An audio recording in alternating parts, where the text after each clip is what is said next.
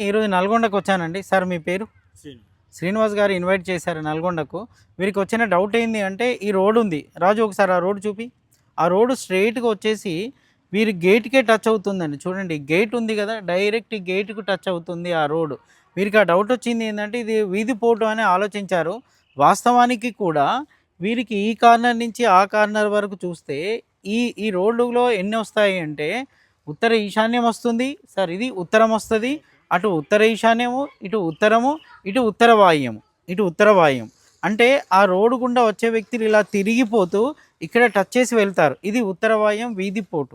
First ఉత్తర ఈశాన్యం మంచి, తర్వాత ఉత్తరం మంచే, ఆ తర్వాత ఉత్తర వాయువ్యము చెడు.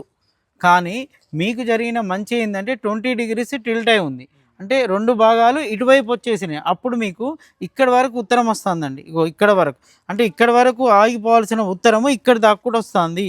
ఇది ఉత్తరం. మీ ఉత్తర వాయువ్యం అటు వెళ్ళిపోయిందండి. ఇగో ఉత్తర వాయువ్యం ఇటు వెళ్ళిపోయింది.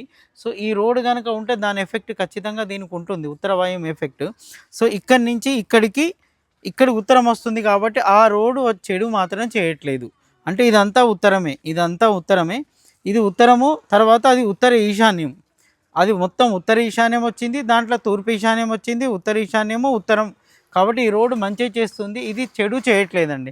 ఇది చాలా మంచి ఫలితాలను ఇస్తుంది స్వామి. అంటే దీనికి భయపడాల్సిన అవసరము లేదు గాక లేదు. ఓకే.